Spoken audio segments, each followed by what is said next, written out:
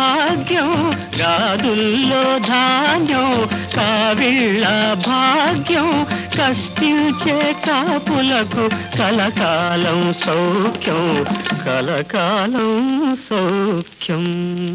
రావమ్మ మహాలక్ష్మి రావమ్మ నీకో వేళ ఈ ఇల్లు కొలువై ఉందువు గాని కొలువై ఉందువు గాని కలుమూల రాణి.